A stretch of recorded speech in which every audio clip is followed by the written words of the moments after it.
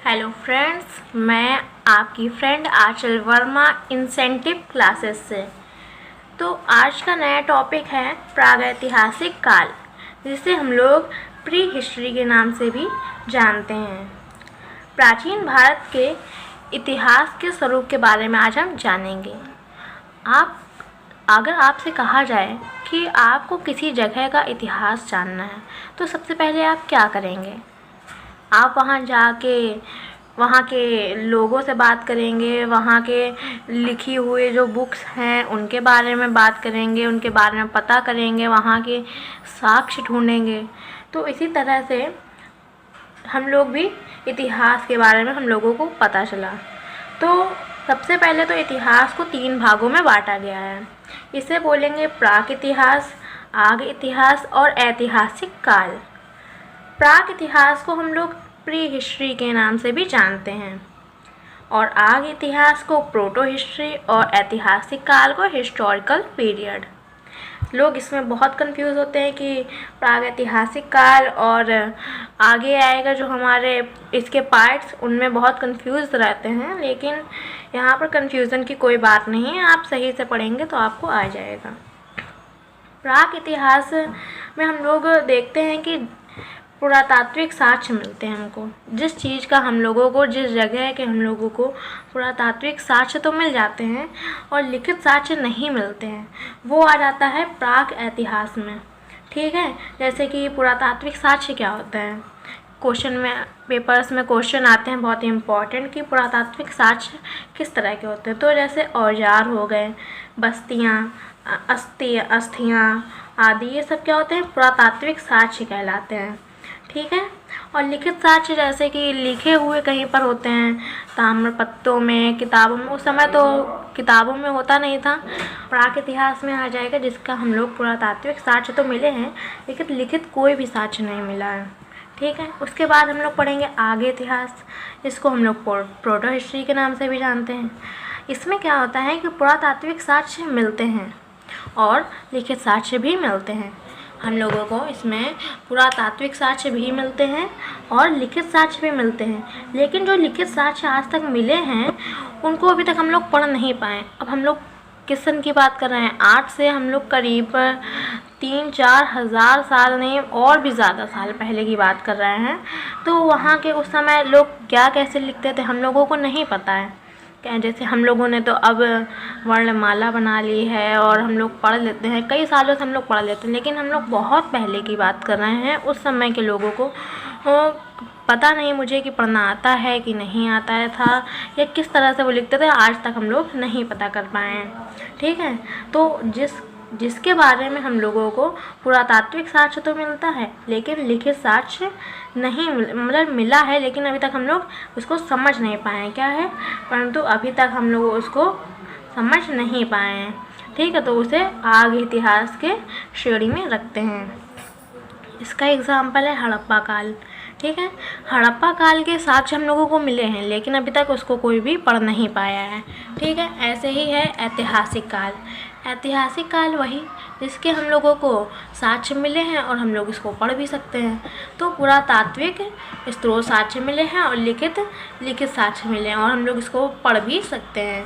जैसे बौद्ध हो गया, जैन हो गया, महाजनपद हो गया, ऋग्वैदिक काल हो गया, ये सब जो है ऋग्वैदिक काल या वैदिक काल से हम लोगों को जो भी कुछ था लिखा जा रहा था वो सब हमको समझ में आने लगा। ठीक है, तो हम लोगों ने इसको पढ़ लिया, तो ये आ जाएगा ऐतिहासिक काल में। उसके बाद हम लोग पढ़ेंगे प्रागैतिहासिक काल को डिटेल्स में। ठीक है, ये जो आपके एग्ज़ाम में सबसे ज़्यादा पूछा जाता है वो प्रागैतिहासिक काल पूछा जाता है और इसके जो क्वेश्चंस होते हैं वो बहुत ही टिपिकल होते हैं, मोस्टली लोग नहीं कर पाते हैं। तो आप अगर इस वीडियो को पूरा देखेंगे एंड तक तो आपको 100 में समझ लीजिए 80% क्वेश्चन तो आप इससे कर ही सकते हैं। ठीक है, तो हम लोग इसमें क्या होगा, ऐसा काल ऐतिहासिक काल किसे कहते हैं, ऐसा काल जिसके लिए लिखित साक्ष्य उपलब्ध ना हो, सिर्फ पुरातात्विक साक्ष्य पर भी पर ही निर्भर रहना पड़े। ठीक है, जैसे कि यहाँ पर, ठीक है, ये हम लोग पढ़ चुके हैं। उसी को प्रागैतिहासिक काल बोला गया है, जहाँ पर हम लोगों को लिखित साक्ष्य मिले हैं और इस पर हम लोग पुरातात्विक साक्ष्य नहीं मिले हैं। ठीक है, तो हम लोगों को जो कुछ भी मिला है लिखित साक्ष्य तो मिला नहीं है, केवल पुरातात्विक साक्ष्य मिला है और उसी को पढ़ना है और उसी पे निर्भर रहना है। फिर भारत में प्रागैतिहासिक काल का खोज का इतिहास क्या है? सबसे पहले पुरातात्विक स्रोत कहाँ मिले, साक्ष्य कहाँ मिले, ठीक है, ये सब के बारे में हम लोग जो पढ़ेंगे वो यहाँ पढ़ेंगे। तो सर्वप्रथम 1863 में, सर्वप्रथम 1863 में, ठीक है, Robert Bruce foot, Robert Bruce foot जो हैं ये एक वैज्ञानिक हैं, खोज करता है। ठीक है, इन्होंने पल्लवरम और तमिलनाडु, जो कि पल्लवरम एक जगह है तमिलनाडु में है, यहाँ पर एक हथौड़ी प्राप्त की थी, एक औजार, ठीक है, की खोज की थी। भारत के प्रागैतिहासिक खोज के जनक तब से इनको कहा जाने लगा है, क्योंकि इन्होंने सबसे पहले जो है खोज की थी प्रागैतिहासिक काल के औजारों की या साक्ष्य की। ठीक है, तो इन्हें जो है प्रागैतिहासिक काल के खोज के जनक बोला जाता है। किससे बोला जाता है? रॉबर्ट ब्रूस फुट को, जिन्होंने कब की थी? 1863 में इन्होंने सर्वप्रथम एक क्या खोजा था? पल्लवरमपुरम में, तमिलनाडु में, जो कि है एक औजार खोजा था। ठीक है, इसलिए इन्हें क्या कहा जाता है? भारत के प्रागैतिहासिक खोजों के जनक भी कहा जाता है। ये किस सोसाइटी से रिलेटेड थे? तो ये जियोलॉजिकल सर्वे ऑफ इंडिया, ठीक है, इस सोसाइटी से रिलेटेड थे।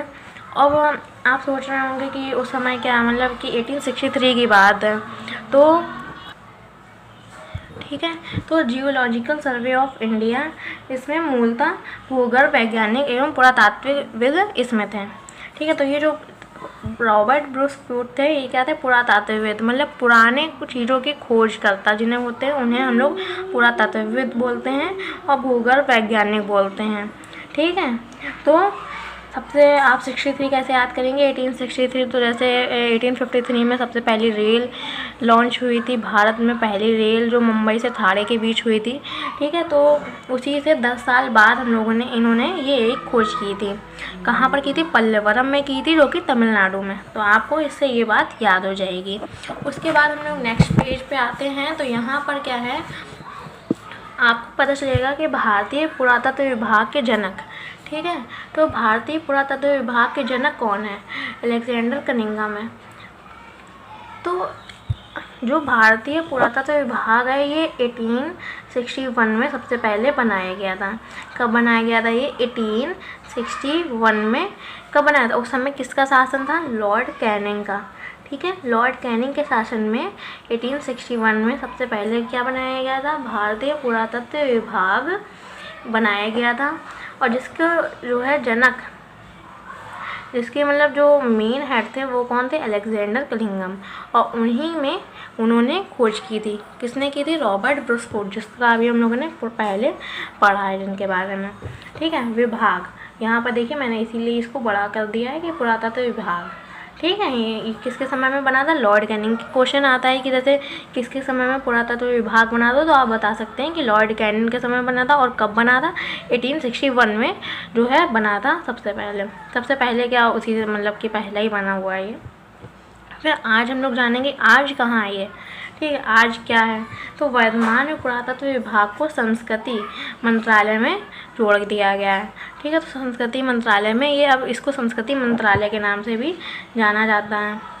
उसके बाद 2011 में इसकी 150वीं जयंती मनाई गई है।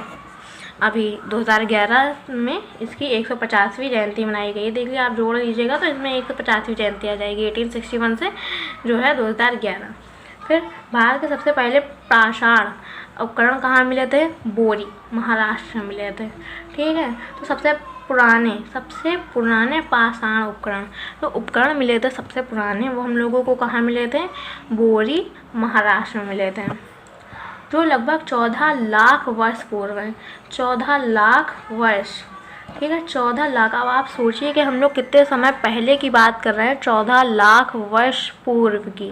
ठीक है, उस समय क्या कैसा होगा, अब हम लोग इसी की खोज के बारे में पढ़ रहे हैं। फिर पुरातत्वविद थॉमसन ने कोपेनहेगन संग्रहालय की वस्तुओं के आधार पर प्रागैतिहासिक काल को 3 भागों में बांटा है। ठीक है, तो यहाँ तक अभी तक हम लोगों ने 2 लोगों की बात की है। सबसे पहले रॉबर्ट ब्रूसफुट, अलेक्जेंडर कनिंघम। ठीक है, और यहाँ पर तीसरे नाम आता है, वो है पुरातत्वविद थॉमसन। ठीक है, थॉमसन ने कोपेनहेगन संग्रहालय, कोपेनहेगन कहाँ है, मैक्सिको की राजधानी है कोपेनहेगन। ठीक है, तो उसके संग्रहालय से इन्हें पता चलता है कि जो अभी हम लोगों को इंडिया में वस्तुएं मिली हैं वो कितनी पुरानी हैं और क्या, तो इसको जोड़ा गया वस्तुओं के आधार पर, जो यहाँ की वस्तुएं उनके आधार पर वहाँ की जो वस्तुएं हैं, तो प्रागैतिहासिक काल को 3 भागों में उन्होंने वस्तुओं के आधार पर ही बांट दिया। वो 3 वस्तुएं आधार कौन कौन से हैं? सबसे पहले तो है पाषाण काल। ठीक है, पाषाण काल, फिर कांस्य युग और फिर लौह युग। तो सबसे पहले तो जो है, जो लोग होते थे उन्हें कुछ भी ज्ञान नहीं था, कोई खोज नहीं हुई थी। सबसे पहले जो जैसे रहते थे जानवरों की तरह समझ लीजिए, कैसे रहते थे आप ही सोचिए, 14 लाख वर्ष पूर्व की बात कर रहे हैं। तो उस समय जैसे रहता था तो वो उसको युग कहते हैं पाषाण काल। कांस्य युग, फिर उन्होंने कांस्य की आविष्कार कर लिया था, तो फिर धातुओं का थोड़ा थोड़ा ज्ञान हुआ तो कांस्य युग हुआ। फिर लोहे का आविष्कार कर लिया तो ये लौह युग होता है। उसके बाद जो हमारा पाषाण काल है, इसको 3 भागों में बांटा गया। ठीक है, पाषाण काल को 3 भागों में बांटा गया है, पुनः पाषाण काल, मध्य पाषाण काल और नवपाषाण काल। ठीक है, अब इसके बाद की हम लोग वीडियो नेक्स्ट टाइम पे पढ़ेंगे। अगर आपको हमारा वीडियो और हमारा जो ये स्टडी है अगर आपको अच्छी लगी हो तो please like and subscribe this channel. Okay, thank you.